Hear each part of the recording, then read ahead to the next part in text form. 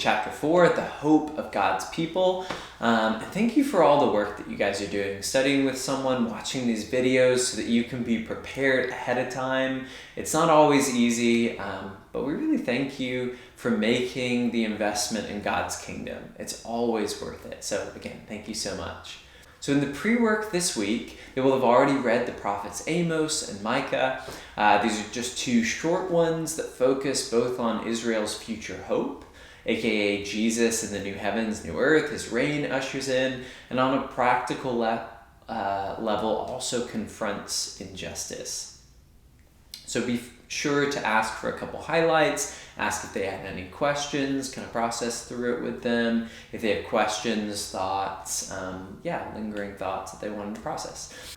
Now we kick this lesson off by watching a Bible project video on 1st and 2nd Kings. Just because this is a 10-week study, we're having to miss out on everything from Leviticus all the way to 1st and 2nd Samuel. There's a whole bunch of really good stories in there that we really recommend. But I like the 1st and 2nd Kings video because it kind of gives you a bridge from where we've been and to where we're going. We have God's people have gone from wandering around to getting a land, to becoming a nation, having a king, and eventually now being split up into two different kingdoms. This video helps sum up what we've missed, also helps set up Israel's coming exile, and how this great kingdom now falls from grace and becomes what it is by the time of Jesus, a once independent nation that is now occupied by a foreign power, and now it's Rome. So watch that, process it, then take a second and both recap the biblical story up until this point, the different moving parts. And one of our goals at this end, or at the end of all of this, is that we can clearly articulate what is this biblical story in a couple of minutes.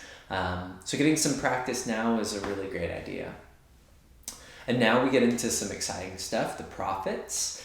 This chapter, just like the last one, is broken up into two different parts, which corresponds to two different roles that the prophets take within the biblical stories. These aren't the only two roles, but they're just the two that we're going to focus on today. And so confronting injustice and pointing forward to the future hope that we have in God. These passages are important because they give us a sense of what God really and truly cares about. So the first one, confronting injustice. What charges does God bring against Israel? So list some of these together. Taxing the poor, oppressing the innocent, idolatry, useless religious festivals, and so on. There's a whole bunch here.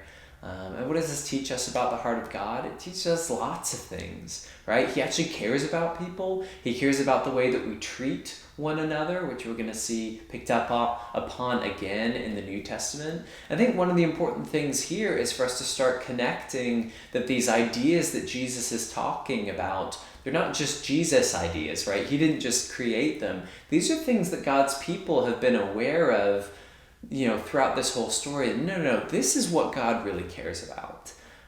So again, specifically the oppressed, the downtrodden. Again, Jesus isn't the only one who cares about these things. All of God's prophets are bringing these things up. God's not interested in surface level religion. And again, we could say a whole bunch more. There's a lot here. I think the big deal here is that you can't follow God and also take action against him. He's not interested in those kinds of followers who pay lip service on one hand, they dance their religious dance, but ultimately they don't love others and they don't protect others. Next we go to Micah 6. The following questions continue this line of thinking. Why does God desire these things for his people so badly? Because he loves us, right? Because he wants better for us and for them. He wants us to make them a priority. And we need to wrestle with how we're supposed to live in this world and respond to the needs that we see. How can we care for the things that God cares for? Take action and join him. And then we've got James 1 and 5. These final two questions are to continue this process together. What are the practical steps to reflecting God's priorities to this world? Think through these together.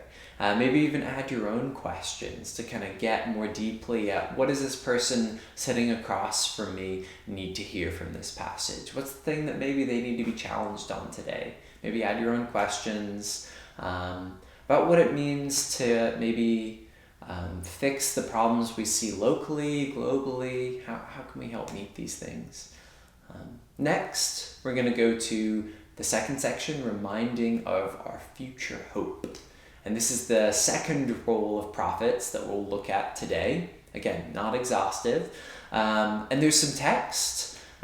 We get to the Micah Bible Project video a little bit underneath that. And I would say even if you watched this already this week, because this video was in the pre-work, I would watch it again. These videos have a lot of content that they move through very swiftly, so watch it again. I think it's worth it. I've probably seen all of these videos in the dozens category at this point, and there's still a lot that I forget every time that I stop watching it and then watch it again. So watch it again. You'll be blessed by it. And then read Micah chapters 4 and 5. And feel free to share what sticks out to you from both of these chapters. Share your view on heaven. I think this is important because most Westerners, we tend to have our views of heaven, the new heavens and the new earth, rather, shaped more by TV, by the shows we watched, shaped by Dante's Inferno or the Divine Comedy or Renaissance paintings, more than by the Bible, right? We tend to think of Satan as this dude with little pointy ears and a pitchfork, and we tend to think of angels as these angelic things with wings sitting on clouds. Spoilers, probably no clouds, definitely no wings for the majority of angelic creatures. So yeah, what you've been believing is wrong. So take time to soak in, what does the Bible actually say about these things? Take time to unlearn maybe the things that you've been brought up in, that you've maybe absorbed, again, more from media than from what God's word actually says about these things. And just let God's word speak for itself, right? That's what we're trying to do here. We're trying to let God's word speak so that he can speak to us directly. And then we learn a lot about this new figure, listed out together, a remnant from Jacob, a shepherd of the flock. He will deliver us, and so on. Unpack this language together and look for the connections that you're going to be seeing. Spoiler alert, it's talking about Jesus. And then Isaiah 52 to 53, more talking about Jesus. We get this famous suffering servant passage. Again, there's a lot going on here. Read through it. Note how it connects to the promises made or other parts of the story. And finally, in your own words, and excluding anything that you may know about the New Testament, so that's probably going to be hard for some of you, describe this coming king in your own words, just based on Old Testament passages, just the ones that you've read so far in these or maybe in these previous weeks. I think as Christians, too often we relate to Jesus solely based on New Testament passages because we feel comfortable there. We've read those, we understand those. But Paul and the New Testament writers, they didn't actually think about it this way at all. They understood Jesus in light of the Old Testament, and the New Testament writers are kind of the cherry on top, right? They're bringing these things out, they're explaining them a little bit more, but they really related to Jesus in an Old Testament way, using these Old Testament stories.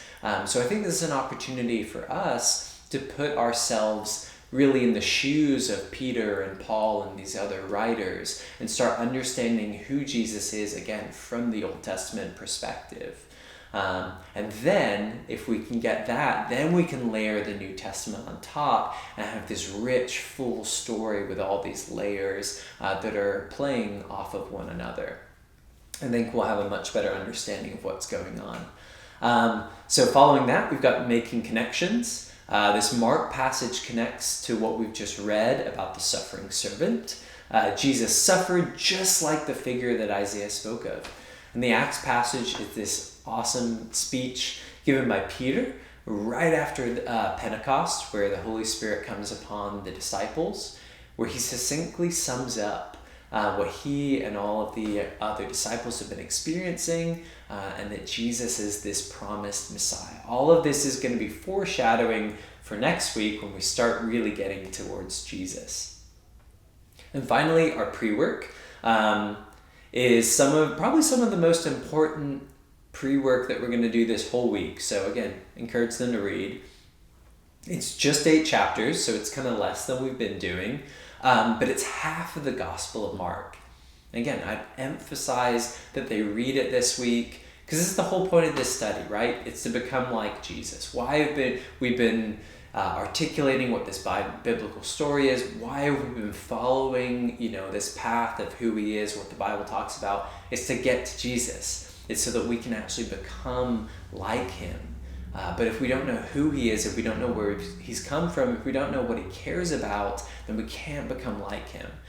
So again, the most important and crucial thing is that we read his words, that we learn from his stories, that we understand what he talked about, what he cared about, again, so that we can become more like him.